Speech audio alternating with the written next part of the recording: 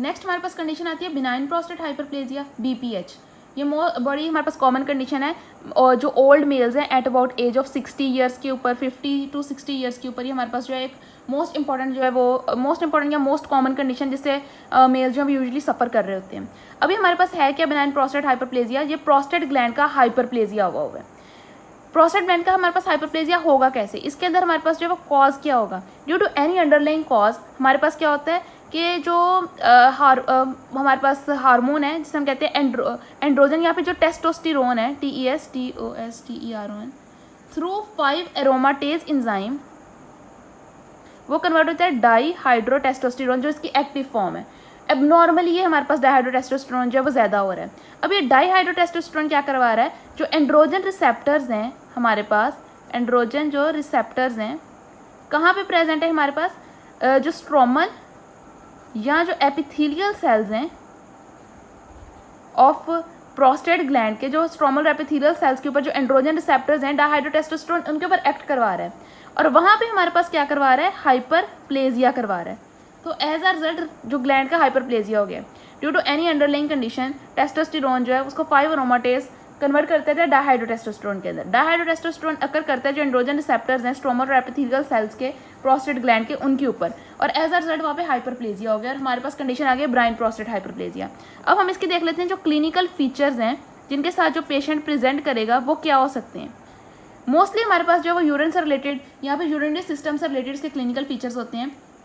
क्या क्या हो सकते हैं, हेजिटेंसी, HESITENCY, हेजिटेंसी क्या होती है कि डिफ़िकल्टी होना टू स्टार्ट यूरिनेशन, या फिर हमारे पास जो है वो अर्जेंसी, ठीक है, कि बहुत अर्जेंट आपको यूरिनेशन आना, ठीक है। उसके अलावा कि फ्रीक्वेंसी, कि बार बार यूरिनेशन आपको फील होना। उसके अलावा ड्रिबलिंग हो गई कि at the end of urination आपके जो है कुछ ड्रॉप्स ऑफ जो यूरिन है वो गिर जाना, ठीक है, ड्रॉपिंग होना यूरिन की। उसके अलावा हमारे पास जो है डिफ़िकल्ट हो जाना, difficulty in emptying of bladder, कि पहले तो यूरिनेशन स्टार्ट बहुत डिफ़िकल्ट हो रही है, मतलब मुश्किल सी हो रही है, बार बार यूरिनेशन आपको फील हो रही है, ड्रिबलिंग हो रही है आपकी यूरिन की, कुछ ड्रॉप्स जो है at the end of urination आपके फिर भी उनकी जो है वो ड्रिबलिंग हो रही है। उसके अलावा एम्पटी यूरिन सारे ब्लैडर को जो एम्पटी करना है बहुत ज़्यादा डिफिकल्ट है, और इन सब की वजह से एज अ रिजल्ट हमारे पास जो है वो UTI के साथ भी पेशेंट जो होते हैं BPH वाले वो बहुत ज़्यादा प्रॉन टू हो जाते हैं UTI के साथ, ठीक है। ये हमारे पास जो है मोस्टली इसकी अंडरलाइंग कंडीशन आती हैं। अब हम इसकी इन्वेस्टिगेशंस देख लेते हैं कि हम लोग जो है कैसे इसकी इन्वेस्टिगेशन जो करवा सकते हैं। एक हमारे पास जो प्रोस्टेट स्पेसिफिक एंटीजन्स उनको चेक करवा देते हैं। यूजुअली इनका लेवल जो होता है वो स्लाइटली हाई हुआ होता है प्रोस्टेट स्पेसिफिक एंटीजन का। यहाँ पर हम जो है वो अल्ट्रासाउंड करवा लिया, अल्ट्रासाउंड, ठीक है, एक्सरे वगैरह, CT, हम लोग ये सब कुछ करवा के हम देख सकते हैं कि ग्लैंड का इधर हाइपरप्लेजिया हुआ या हाइपरप्लेजिया जो है वो नहीं हुआ हुआ।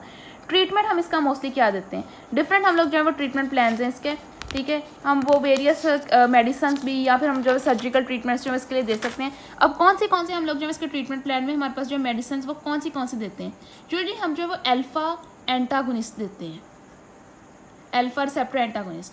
अल्फा हमारे पास जो ब्लॉकर्स होते हैं, जो अल्फा रिसेप्टर के ऊपर हमारे पास जो इसके एगोनिस्ट होते हैं वो क्या करवाते हैं, मेनली वहाँ पे मसल्स की कंस्ट्रिक्शन करवाते हैं। एंटागोनिस्ट क्या करवाएंगे, इसका ऑपोजिट काम करवा देंगे। अब हमारे पास इसके अंदर अल्फा एंटागोनिस्ट जो है वो नॉन सेलेक्टिव भी हैं, सिलेक्टिव भी हैं। जो सिलेक्टिव वाले हैं हमारे पास वो भी देख लेते हैं, नॉन सेलेक्टिव भी देख लेते हैं। जो सिलेक्टिव वाले हैं वो हमारे पास जो है जैसा कि नॉन सेलेक्टिव वो ट्रेजोसिन है, नॉन सेलेक्टिव जैसे कि टेम्सुलोसिन, ये हमारे पास हो गया अल्फा एंटागोनिस्ट, ये दे दिए हमने। यहाँ पे हम लोग और क्या दे सकते हैं, हमने कहा था कि मेन कंडीशन क्या होती है कि जो हमारे पास टेस्टोस्टेरोन है वो कन्वर्ट होता है डाईहाइड्रोटेस्टोस्टेरोन के अंदर विद द हेल्प ऑफ किसके एंजाइम के जरिए, 5 एरोमाटेज एंजाइम के थ्रू, 5 जो रिडक्टेज एंजाइम है, 5 रिडक्टेज। तो एनी ड्रग जो कि इनहिबिट कर दे 5 रिडक्टेज को, ताकि टेस्टोस्टेरोन डाईहाइड्रोटेस्टोस्टेरोन में कन्वर्ट ही ना हो, और एज अ रिजल्ट हमारे पास जो है वो जो एंड्रोजन रिसेप्टर हैं स्ट्रोमल एपिथेलियल सेल्स के ऊपर उनके ऊपर जाके एक्ट ना करे और ग्लैंड का हाइपरप्लेजिया ना हो। तो ये भी एक मोस्ट इंपॉर्टेंट जो फैक्टर है कि हम इसके थ्रू जो प्रोस्टेट हाइपरप्लेजिया को कंट्रोल करवा सकते हैं।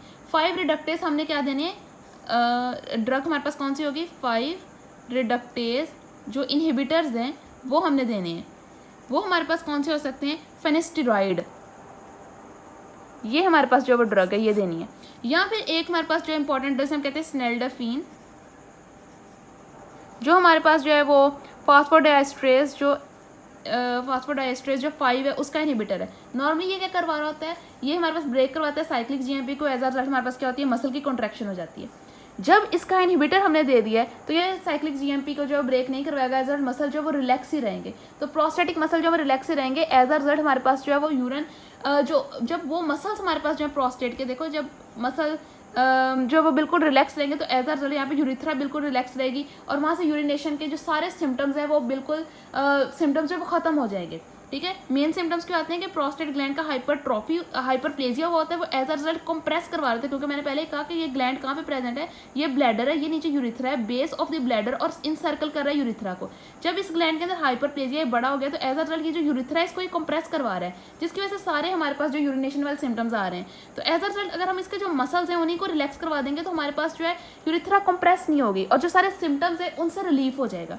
उसके बाद एक इंपॉर्टेंट कंडीशन जो बताना, इंपॉर्टेंट चीज़ जो बताना भूल गई, वो लोकेशन हमारे पास जो है बीपीएच की क्या होती है, हमारे पास नॉर्मली प्रोस्टेट ग्लैंड के 5 हमारे पास जो है ना वो लॉब्स होते हैं, एंटीरियर, पोस्टीरियर, लेटरल, मीडियल।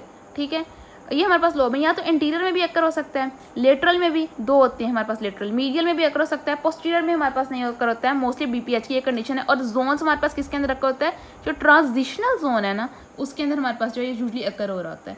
ये हमारे पास जो है सारा बेनाइन प्रोस्टेट हाइपरप्लेजिया के मतलब जो है वो पैथोलॉजी है।